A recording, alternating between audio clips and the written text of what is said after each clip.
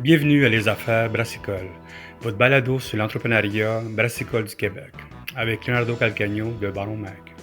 Bonjour tout le monde, ici Leonardo Calcagno des Affaires Brassicoles. J'espère que vous allez bien et bienvenue à notre nouveau numéro qu'on fait sur les magazines de bière, puis les podcasts de bière, puis les médias de bière, B2B. Vous savez, l'année passée, on avait fait des entrevues avec des magazines américains puis 2 français. Puis cette année, on va faire avec un Canadien qui est en Ontario. Le magazine, vous le connaissez peut-être pas ou peut-être oui, plus pour le monde de l'Ontario, ça s'appelle Beer and Bullshit.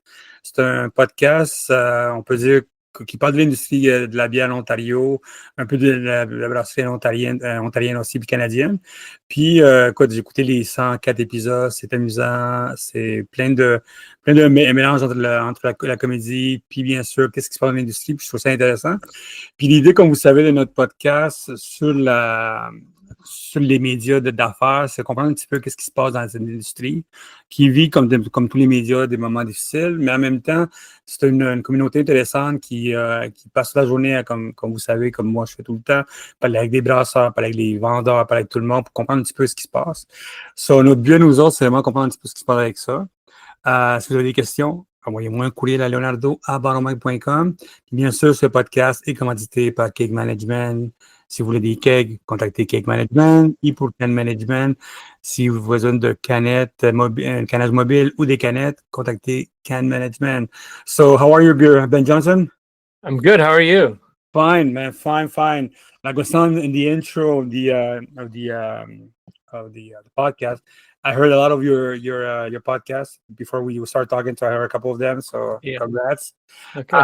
The idea, as I was telling you, beginning of the podcast, is to understand how does Beer and Bullshit started why do you guys started this venture first of all, and tell us about the editorial and why. What was it besides drinking free beer like I do?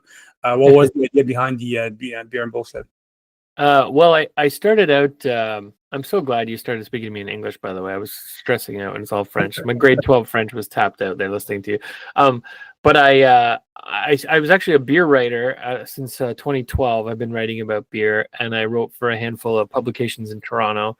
And then I moved back to London, Ontario, and there's a lot less of a beer scene here, and there's even less opportunities to write about beer. So that side of my interest in beer started to peter out, and I also think people stopped having the attention span for like long form. So like, I had Ben's beer blog, which I enjoyed a little bit of notoriety because I broke some good stories on that back in the day, but people just weren't reading the way they used to. So I thought, why not launch a podcast?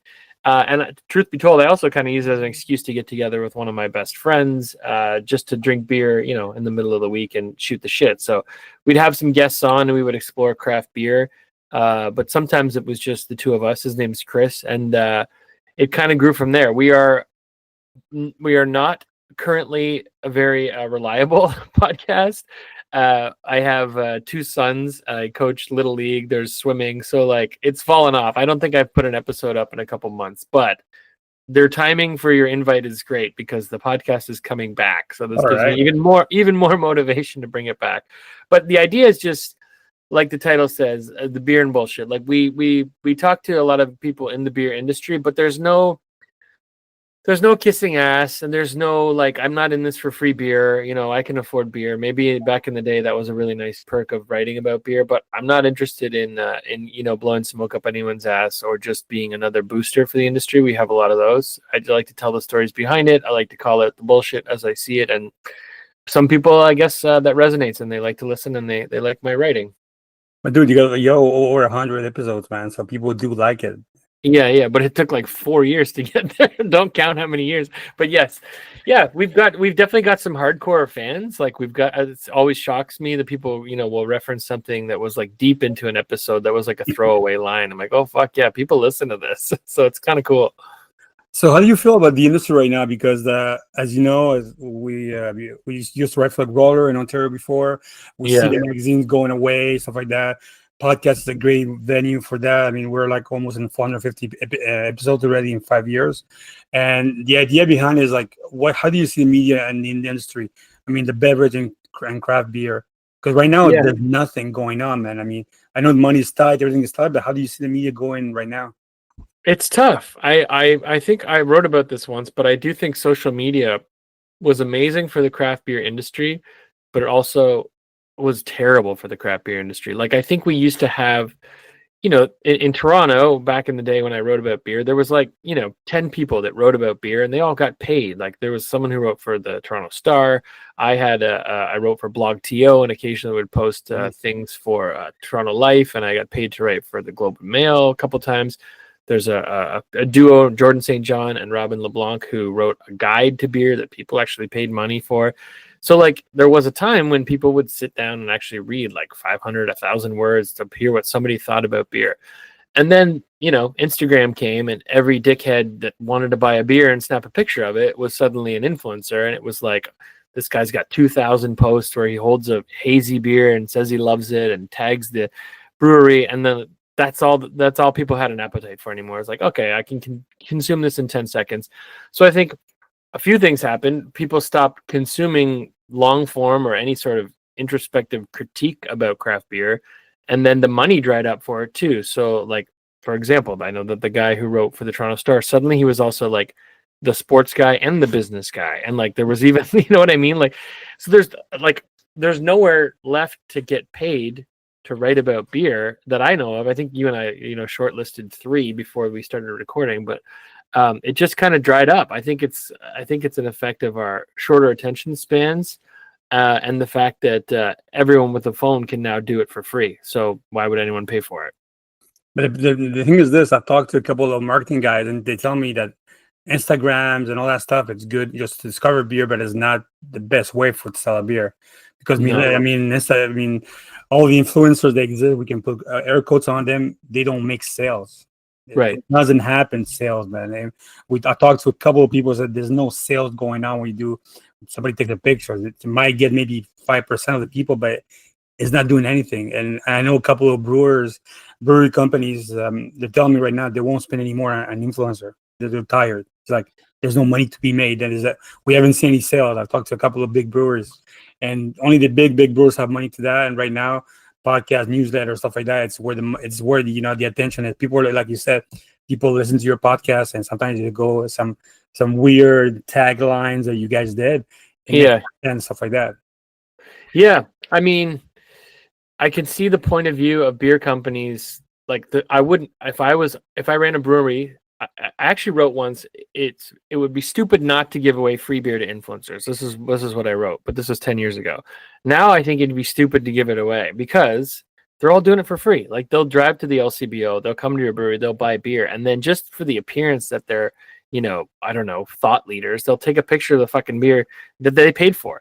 Back in the day, like, again, I keep saying back in the day because I'm older and I used to do this a long time ago. When there was 10 influential voices in Toronto beer, a lot of the beer reps would just have you on the radar. So like a new beer comes out, there's a guy, Troy Birch, he's been with a brewery called Great Lakes Brewing in Etobicoke forever. Mm-hmm. He was a sales guy and now he's like, they're everything. He has a podcast too. But like he would just get in the car with 10 of these new beers and he would drop it at our houses and we'd fucking write about it for a newspaper or a local blog. And that to me was like a no-brainer. That cost you nothing. But now it's so diluted. There's no power in that like free giveaway. Like you give it to some guy, it's just more noise, right? So I totally understand the point of view that it's not worthwhile for breweries to play in the influencer space anymore. And maybe there's an argument to be made that people should pay for advertising on podcasts like Beer and Bullshit, and they should no. But we did have you should advertise for sure, man. Yeah. No, but we did. I mean, I get it, and I think it's a more captive audience. My day-to-day is marketing too, so there's like a crossover of like you want to find, sort of that niche market that has your audience's ear. So I don't know that there's a niche anymore for craft beer, right? Like, because everyone's drinking it. So like, unless you're like, I'm the hazy guy, and that's, everyone tunes into him to find out about New England IPAs. There's no more really like niche. I guess beer podcasts are the niche. I don't know. But as a media, besides maybe doing this for, do you do this for fun, or do you do this for as a media company, or you're doing it just like to hang out with your friends? No, honestly. So, okay. So first I did it because I'm a writer. I love to write. And I was like, okay, I like to write. I like to write about beer. And there was this local website called BlogTO that was looking for a beer writer. And I'm like, fuck yeah, that's exactly it. So, and then I got more and more into it, and I learned more about the industry, and I'm like, oh, there's some awesome stories here, and there's some political stories, and there's some bullshit going on. So I launched my blog because, you know, BlogTO wants like top 5 beers with orange in them. So I was like writing that bullshit. But then I would find another story and be like, oh, deserves a better, you know, platform. So my blog got a little bit of, you know, heat for those types of stories.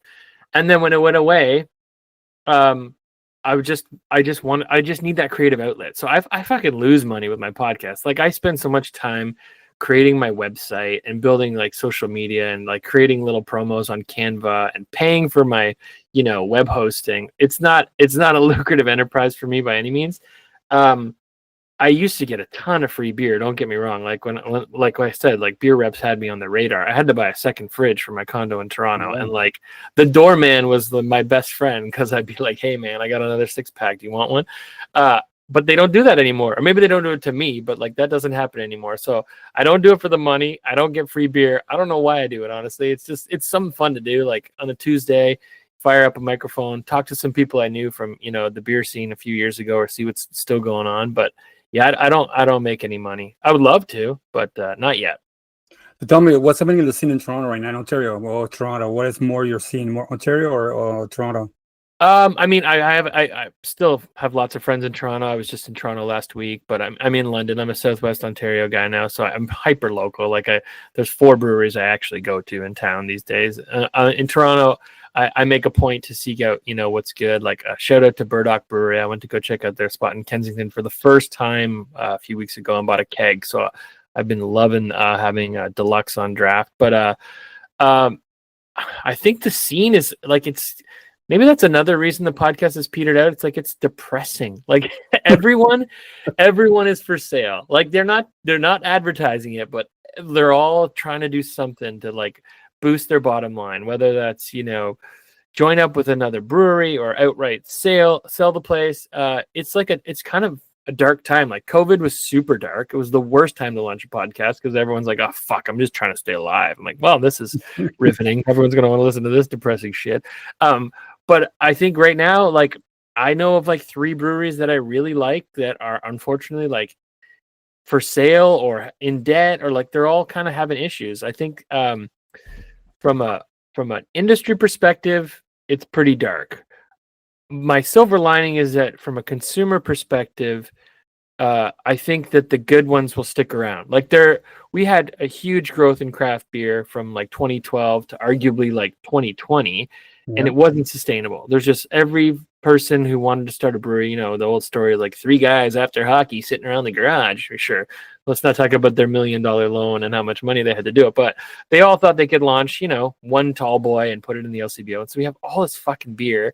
You can't tell if any of it's good or not. None of them really have a good business plan, but it was like craft beer's hot. Craft beer's hot. It was like a gold rush.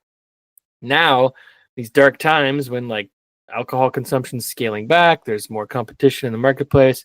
I think a lot of the shitty breweries are just going to die off, which, as dark as it is for the industry, it's great for guys like me and you because the beer is going to be better, right? Like if you don't have your shit together and you're not putting a quality product on the shelf, probably not going to make it into 2026, 2027. So silver lining, good time to drink beer, probably a bad time to sell beer. So do you think that people get pissed at you? Like people get pissed at me when I write pretty much every week that something's closing down? Yeah, like I stopped. I don't even. Maybe I'm dead inside, but like I don't fucking care anymore. Like breweries have come and gone that I've never tried their beer now. Like it used to be like a new brewery opened in Toronto. I'd review their 5 beers, I'd write about it. If you did that now, you die of alcohol poisoning. There's one opening like all the time. So like I know people are like, oh man, this brewery was a great. I'm like, meh. Like whatever. Like I feel bad. People lost their jobs, but like.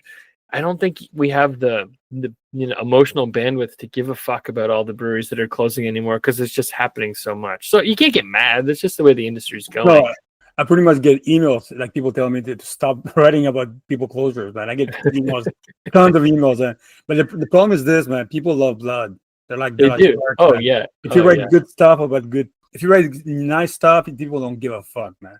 If It's you true. write if you write about closures and people are losing their business, man, then you get like 2,000 people in 30 seconds reading that stuff, you know. So Yeah. And I am guilty of that too. Like I will dine out on it. If a brewery fucks up, I'll be savage about it. Like it's kind of a running joke now, but I always dunk on this brewery called Flying Monkeys because yeah. they released this beer that was basically like fucking sediment. Like it had like an inch of shit in it. It was disgusting. Instagram was covered in pictures of this. It was called Sparkle. It's called Sparkle Puss. I call it Sparkle Chunk. And I would just dunk on them, and then they were like, "No, their defense was it's supposed to be like this."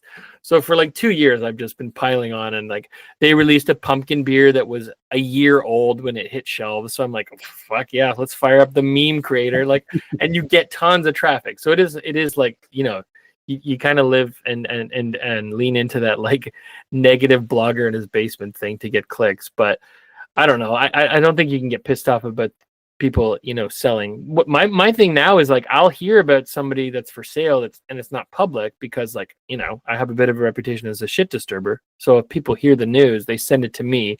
So then I'm like, hey man, like I know these people now. I'm like, heard your brewery might be closing, and they're like, who the fuck told you that? I'm like, everyone. Like they're all the breweries are texting each other. They all know it like once it's out there. So it's like for me, I'm not in it to make money. So like if someone says off the record, I'm like, fine. Like I don't have to fucking blow you up in a magazine because I don't have a column to write every week. So, sometimes I sit on juicy things because I'm like, I don't actually want to be a dick just for clicks. So it's a nice place to be in that I don't have to, make sure I'm getting traffic to make money. So tell me, can you give us like the editorial of your podcast? How does it work? Because I had the chance to look. I mean, how do you prepare yourself? How do you construct your podcast? Is it like you and me? It takes me 5 minutes before the podcast. I read something and I start doing something. Yeah, sometimes. I mean, if you've listened to the show, you'll know there's some that are not at all. We weren't prepared at all. But I definitely take some time to to Google my brewery and my host and see what's what. I remember famously there was one where I hadn't done my homework. I'll let listeners guess which one it was, but I said something. I was like, "Is there anywhere we can't go?" I always say, "Is there anywhere that's off limits?" Because again, I'm not trying to make anyone look stupid. And the person I was interviewing said, "Oh, I guess you didn't Google my career before beer." I'm like, "No, I didn't." He's like, "Great, we won't talk about that." And then I'm like interviewing this guy. I'm like, fucking Googling on the side monitor over here, like, what did this person do? And so I didn't do enough homework on some of them. But for the most part, I try to make sure I know a little bit about their brewery and their background. There's some where it's people I've never met, and they've just like, a lot of people are like, hey, you got to interview this person. I'm like, great. So I do a little preliminary interview, like just literally Googling or picking up a newspaper or magazine if it's available. But I mean, I'm not getting paid. I don't do a week's worth of research before an interview. But I saw you I heard about a couple of your podcasts, and it's very talk to industry people. So if people come into your podcast is because they're reaching the industry. Pretty much that's what's happening right now. Yeah, and honestly, not to toot my own horn, but I still get. Like, I've definitely angered people. There are people that won't talk to me, and I'm fine with it. But then there's a lot of people in the industry who are like, we need a voice like that is not afraid to call out bullshit, and so they're appreciative. So, like, my buddy Sam Corbet, he's a brewmaster at Sawdust City. Sawdust City just got purchased by Lake of Bays. So, like, I was, offering my uncut opinion on that, and Sam and I are texting. Like, he's not going to get mad at me because that's what I'm known for. And same with Matt Parks at Burdock. He came on the show and was like very, nice about needing voices like this in craft beer. So I think it resonates. But again, like you said, there's no one out there. Like, there's so many like fanboys that are just like, this is fucking juicy IPA is the best, and like, oh, that's so boring. Like, give me your opinion, sit down and write a paragraph, you know what I mean? Like, actually, give me some content. So I think that resonates, just as someone's doing the effort to even talk for 30 minutes about beer. Yeah, but the thing is this: how do you see the industry going like this? Because if there's no critics like from you or from me or for other, because there's no more magazines doing any critics like that or talking about the industry, something like that. Where do we go now? Because It's shit. It's shit. It's like a what's the word I'm looking for? It's just monotonous. Like it's almost like a I don't know what the word is. Like a cycle. Like where the hazy, juicy hop bombs are what play on social media, and so the breweries make more of them, and so social media and it's just like a fucking never-ending cycle of the same shit. Like people make sparkly beers and hazy beers because they photograph well, which is just like so dumb. Like that's the worst reason to make a beer. So without any introspection or anyone actually writing detailed or doing detailed interviews, we just get more and more of the same, right? Like we had this like IPA monoculture forever. Like it was like first it was all lagers, right? Like it was fucking macro lagers forever, and then it was like everyone has an IPA, and now it's like everyone has a haze bomb. So there are definitely breweries that are still just doing what they want, but I think in this like echo chamber of positive feedback, we don't get much interesting shit. Like no one's gonna go out and try stuff like, oh, I really, I've been really trying to do a smoke beer. I hate smoke beer, but I get people liking it as nuanced or whatever. But like, and then your sales and marketing team's like, nobody's buying smoke beer. Look at Instagram, it's all hazies. Make another hazy, and you're like, oh fuck, it's so boring. So I think without any like media scrutiny, we end up in a place where all the beers kind of start to taste the same. Like go look at your local liquor store shelf right now, and you'll see New England IPA or the word hazy like 15 times. It's fucking boring. So how's the industry in Ontario right now? How do you see it yourself? How do you see it? Because I go to Ontario once a month. I talk to people. I talk to a couple of breweries. I know more people from Ottawa because it's more near Quebec. So I know a little bit more on there, and I know they're not doing very well. A lot of closures in Ottawa right now. Yeah, no, it's tough for everybody. But I think like I said, I think the good ones will survive, and I think that the focus now is hyper local. Like we've always been like support local, meaning like drink Ontario beer, but now it's like drink local, like drink the brewery 2 blocks away. Like Anderson for you, pretty much. Yeah, like bike. Where can you ride your bike to? Because like, and the breweries that understand that to me are the ones that are getting it. Like when we used to like, you see these breweries, they launch and they're like, we're in 45 LCBOs, and like, why the fuck would you do that? Like you're just making it so much harder for yourself to sustain that. Focus hyper locally first, walk before you run. And like the breweries that like in London, we have Anderson Craft Beer, Anderson Craft Ales, and we have the London, they used to be called the London Brewing Co-op. They're still a co-op, but they're just called London Brewing. They're like 200 meters away in East London, but they both cultivated this little community hub. Like they both have their people. They both have their like trivia nights, their drag nights. Like that's what craft beer needs to do now. It's like the true sense of like what a pub used to be, where it's a public neighborhood hub. That's what the craft breweries that are getting it and are going to survive are doing properly. It's like that community engagement piece. You don't need to sell a beer to everyone across Ontario. Number one, it's going to be a pain in the ass. Number two, it's not going to be the best representation of your product because it's probably sat on a shelf and was, took 2 months to get there. Focus hyper locally, focus with engaging your community, and you'll survive. And honestly, those are the places I want to drink at because they're like, everyone drinks haze bombs, where you're like, well, the guys in our neighborhood drink ambers or whatever. Like, have a brewer that's passionate and let him or her do what they want, and then engage your local community. I think it's like all the other things, we got to focus super hyper local these days. And as a media, do you think you have to go hyper local? Is it important for you to? I mean, London, you told me there's only 4 breweries there. I mean, maybe a little bit more. But there's 8. Yeah.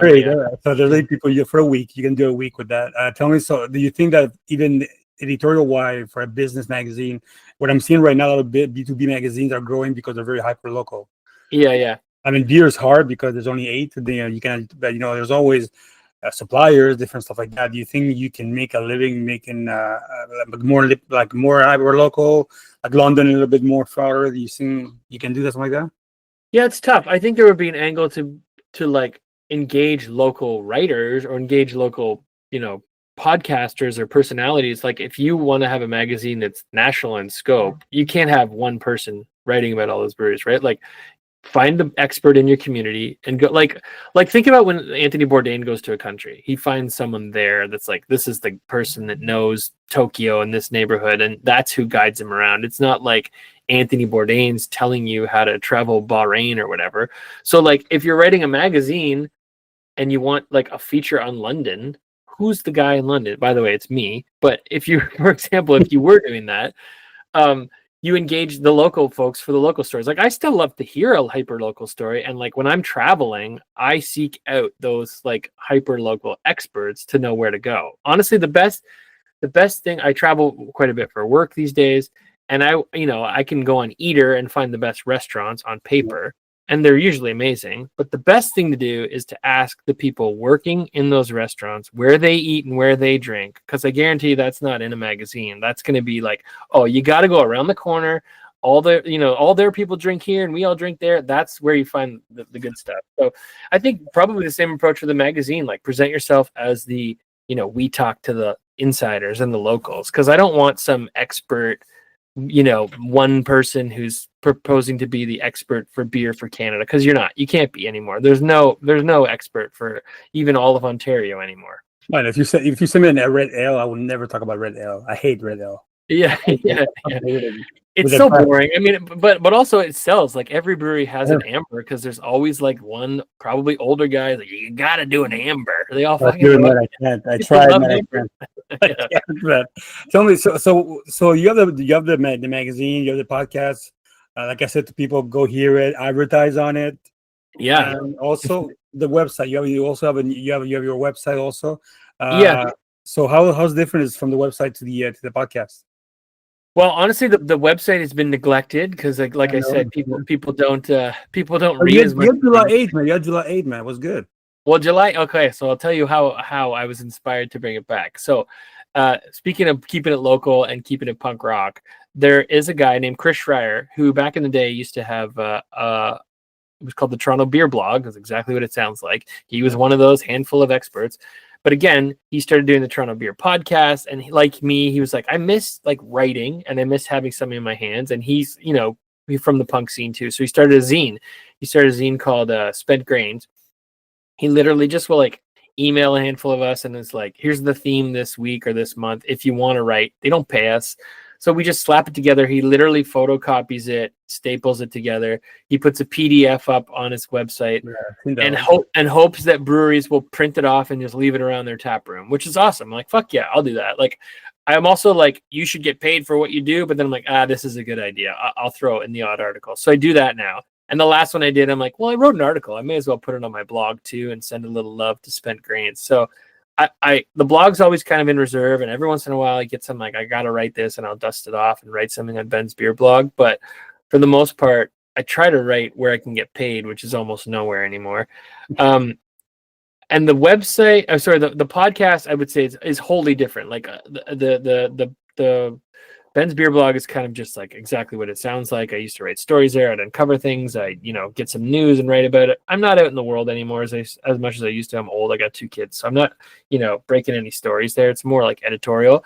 And then with the podcast, it's like, we'll have a fun guest on, and wherever that takes us, that's where it takes us. So I'm surprised I'm surprised you don't have a music show, man. I'm surprised because I've seen the songs you put up, stuff like that. And I'm surprised you don't have like a music show in the middle of Little League beer and music, something like that. We have we've always tried to support. It's interesting. We've had 3 different theme songs on the podcast, and they've always been bands made up of people in the beer industry. So the first, I'm going to mix up the seasons probably. The first season was a brewer at Block 3 Brewery who was also like, he makes beats in his garage, and he's a bassist. He's a musical guy. So he did our theme song the first year. The second year, there's 2 guys that run a great brewery now called Supply and Demand in London. It used to be called Beer Lab. Nick is he's a punk rocker to the core. Like, he's in 5 bands right now still. So we used one of his songs from his band Drug Rug, which is just the greatest name for a band. And then this year, or currently for, I don't know, the past 2 years, we've had a theme song by a band called Deforesters. They're like a punk band out of Toronto, and I think all of their members are current or ex brewery staffers. Not by like design, it just worked out that way. And so Matt Bod has been on the show. He's a punk rocker, and he makes whiskey, and he now has like an open fire barbecue company. So anyway, great stories, man. Yeah. So music's always kind of tangentially involved in our show. My friend Chris, he was my co-host. He's less and less involved now because he's just too busy. But like, we played in a punk band in high school together, and we grew up going to punk shows. And then one show I devoted to my brother just to post his music. He was in Montreal, a struggling musician. I'm like, let's just play some of your songs on the show. But yeah, I think people dig it. I think there's a lot of crossover between punk rock and craft beer. It's the same kind of like fuck you to the establishment vibe. Pretty much the same, man. I mean, I'm surprised there's no more tattoos and beer. I'm very surprised. There's a couple of them, but it's very rare, man. Very rare. Tattoos and craft beer. I think you're onto something here. Yeah, because we're doing a tour right now with the summer tattoo tour. Right now we're doing a podcast. Tattoo beer. We're doing a tour across Quebec with all festivals. And when people see, we're doing a podcast live plus tattoos, because we have a guy doing tattoos, we have tons of people coming in. It's like, okay, how much people are doing more and more of this? Cool. The punk music, the hardcore, the stuff, all the mix. And so are you actually talking to people while they're being tattooed? Yeah, some of them, some of them we talk to. They get nervous, and we do some interviews with people, brewers. Like, I want to get a tattoo of my things. Like, let's do it. Nice. Sometimes we did an interview before, but my business partner, that's what he does. He does tattoos during the summer, so that's why we just spend the summer doing that. Smart. I like it. Yeah. So, how do you see your podcast? Do you think is there a way for you to make it not make a living? There's no way to make a living in a podcast here in Canada. It's hard. It's hard besides you're doing some OnlyFans before that. I would but to make money from it. Yeah, I mean, like, I'll love to at least pay the bills. I talk to people in the US and they're struggling to do stuff like that. Yeah, I talked to people like from Rebound, and it's like they have like huge team, but it's costly to have stuff like that. How do you see yourself people do you think like buying advertising on you, or you're doing a newsletter and more business like that will be something going on like this? Yeah, I think honestly, like, if I didn't have this pesky day job and mortgage, like, I could invest more time into like actively recruiting advertisers, and I could definitely see a model where it makes sense. Like, I have a pretty targeted audience. Like, if you're trying to sell something to brewery industry folks, I think that's a huge chunk of my listeners. Like, if you were like a keg management company or whatever, brewery equipment company, I've got your audience. And there's another podcast, Beer and Other Shit. I think they're wildly popular. They do like 3-hour episodes. So I've never been. But like, they definitely have the ear of the industry. So like, as an advertiser, I think it makes sense. And like, I don't think we're expensive. I did have an advertiser or two back in the day. I've had craft breweries advertise on my show before, and then just out of stroke of luck, a friend of mine is a manager at a local classic rock radio station. So he's like, hey, I'll find you advertisers, and then you cut me in. And I'm like, fuck, okay, I don't have to do anything. So like, he found me an advertiser, this new brewery. Why am I blanking on the name? Oh, Farmer's Creed beer. So like, they're not big and they're not popular, but like, I have the ear of all these like very popular known breweries, and they're like, what the fuck is Farmer's Creed beer? Because I'm like, well, they're a paid advertiser, so I'm going to talk about them. So like, the radio station got a little bit of his dough, I got a little bit of his dough, and there's still an ad for my podcast that runs on classic rock radio like a couple times a week. So like, guys on my slow pitch team that are in a truck all day, like, I fucking hear your ad all the time. So all that is to say, like, I mean, as with anything, you got to have some business sense. So like, I put together, like, I have like a not a prospectus, but like, for interested advertiser, like, I have price lists. Like, if you want to advertise on my podcast, let's do it. I'm just like, number one, I'm not going to guarantee I'm going to record an episode every week, so that's kind of not a great thing for advertisers. And number two, like, I would never advertise a product that I didn't like. So like, if it was a shitty beer or like a shitty product, I'd say fuck off, which is probably not a great thing to be as someone who wants to make money. But like I said, I'm not in this for the money, so I'm not going to compromise my values for $100 an episode or whatever it is. I did get Manscaped reach out, and I was like, this is it, I've made it. When the pubic grooming companies come calling, I also got reach out. Same thing. But they didn't send the trimmer. I guess we had to like prove ourselves. They sent like a shampoo and conditioner, and then this like silicone like rubber for your head. And I was like, I think I talked about it twice and then let it fall, so they never followed up. So My pubes are still out of control, Manscaped. I need your help. Like, they're making money, those guys, man. They're making good money, man. I know. So what's next for you? Are you gonna start doing more shows, like once a month, once every 2 weeks, wherever? Yeah, you know what? I'm a big pen and paper guy. I'm a writer, so literally I always have a full to-do list beside me for work. One side's work, one side's life, and one on the life side, prominently posted, is bring back the podcast. So since even before we talked, it's my mission to line up those guests again.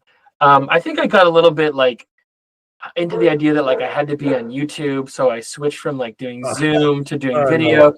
It's such a pain in the ass. Like it's painful, man. I don't do it, man. No, so I'm gonna go back to what started the show, is just like one-on-one interviews. If my co-host can join, cool.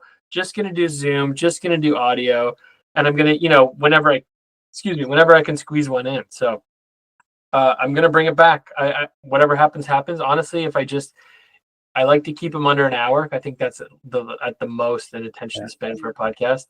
But I still think there's lots of cool stories out there and lots of people I haven't met. I love to get out and go to some breweries physically and record podcasts there, but that can be tricky for audio and stuff. And getting out of my house is difficult for me. But what's next is just bring back the podcast, try to do it more consistently, and then hopefully get that pubic grooming sponsorship that. You know what I do right now? I go to events like festivals, stuff like that. Yeah, they always give me a booth if I need a booth to do interviews, and I get my kids VIP passes. They can eat as much popcorn or whatever shit, and they leave me alone for a couple of hours. And that's what I do. So every time some festival invites me, I go, I need a 3-4 VIP passes extra, so my kids can go around, eat whatever they want, and I can do my work. And that's what I do. I do like 7 podcasts in the same day, just one after another. I get drunk after that, and that's it. That's what I do. Do you pay? You pay for the booth space, obviously, because you're making. Oh, you just say, "Can I have a booth?" Yeah, that's pretty smart. Yeah, I did that with the Ontario Craft Brewers Conference, and I grabbed a room and recorded. I think I only recorded one interview. The plan was to record a handful, but I know I do that. No, when I go to OCBC, I always do like maybe 10, 15 interviews. Oh, really? I don't know how we didn't cross paths. Dude, and you clean it with AI, man. AI is the cleaning all the sounds right now, man. Oh yeah. You know what's really good? I bought this expensive microphone setup. Nothing compares to my iPhone. Like I've sat down in a brewery and put the iPhone between me and my interviewee because my battery's dead. It was fucking great. It was so much better than this $500 microphone thing I bought. Anyway, that's a good idea. If you're having a beer festival, invite me. I'll come. Beer and bullshit. And yeah, I'm going for sure. I'm going to OCBC in November. I'm going for the Ontario Craft Beer Association. Hey. Podcast, but I'm telling you, it's I understand that, but I'm going to CBC for November. We might come before that for some. I don't know. It passed. Was it in Ottawa? It was in June. Ottawa one, and I think there's one near you soon, somewhere like that. There's like a London Beer Fest. I think there's one organization that does like all the fests in London. But I know the Anderson does one. I know Anderson does a festival there. He's involved, so like that. Yeah, I know. There's like a pickle fest, a taco fest, a tequila fest, and they're all the same guy, I think. But yeah. We have a couple of the festivals in our site for people to watch, and we're heading also to New Brunswick for that. But I'm telling you, man, do like me, man. I just spend the day, do shitload of podcasts and a booth, or you go with your phone, and that's what I do, man. It's sometimes the best way when people are getting drunk and to get all the juice from people, man. Yeah, it's smart. It's tough in the summer though. I mean, I've got a pool, and like I said, I got a keg of burdock in the garage. So like when I get free time, I kind of just want to sit back there. Excellent. So if somebody wants to advertise with you, how does it work? You can find our contact information. We got beerandbullshit.ca and beerandbullshit.com now, and my email is holler@beerandbullshit.ca. But there's a contact form on the website. I try to remember to check it. And white.com.ca. You go international with .com. .com wasn't available, so I bought .ca, but they had like a notify me when .com becomes available, and it became available too. So I just bought it and rerouted it. How many like I said, I love pissing away money on this podcast. Oh, you have to, man. One last question: how do you feel about the end of Canadian Beer Journal, Canadian Beer News? The actual magazine, or the generally speaking? The website, man. The website was very sad. That was a weird one because I'm friendly with Greg Clout. Like we're not besties. I haven't seen him in a decade probably, but yeah, I think he was just retired and like he was like that's enough. He was I would say one of the most influential voices in craft beer just because he was so consistently pumping out the news. So I mean, obviously it got to a point where everyone just sent him their press releases and he just regurgitated them. But like anytime I had to write an article or research somebody, I went to Canadian Beer News first. So it sucks that it disappeared. I remember there was an unfortunately timed announcement that Canadian Beer News was coming back, and that announcement came out on April 1st, and the picture that they had used, if you looked closely, was actually root beer, and I'm like, this is a fucking joke. But I emailed Greg Clout, and he's like, it's not a joke. So I guess the guy that bought the Canadian Brewing Awards also bought the website. And he obviously did a shitty job of announcing that it was coming back. And I don't think they've even done anything with it. I think he haven't done anything. Greg Clout's counting his money somewhere laughing, and there's that picture, probably that same picture of root beer announcing that it's coming back. So, yeah, I don't know. We tried to buy it, man. Did you? If you want something, we try to buy it because us and other magazine, we tried to buy it because I was like, for me, man, it was like one of the best way to get the people, and he never get a newsletter neither. There was no newsletter, and I was like, dude, you guys have so much, 15 years of great content, even if it's just sometimes only used, like doing some weird AI thing for news. Even if just as a resource to go research, if you just kept it up as an archive, you'd get so much SEO automatically. Like, I don't know, reach out to I forget his name. I had him on the show. He's Rob Engman is the owner of Sawdust City and the owner of all these brewing awards, but his grandson bought the Canadian Brewing Awards and that website, and he was on the show, and I'm blanking on his name, so I'm sorry if he's listening, but maybe he'd be willing to sell because he's we had some problem with them because I told his if you go to my newsletter in English, I said it was a boring event last time in Ontario.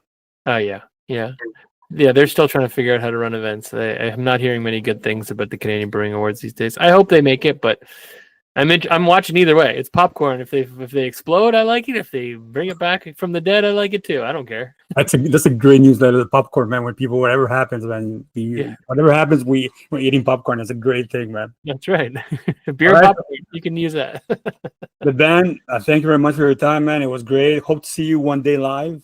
Yeah, good to meet you. Let me know if you're in Southwestern Ontario. Maybe we can hook up for a beer. Yeah, I have to go see Anderson. I told him I might go see them in 3 weeks, 1 week. I have no idea. Yeah, definitely send me an email, man. I can bike over there and meet you for a beer.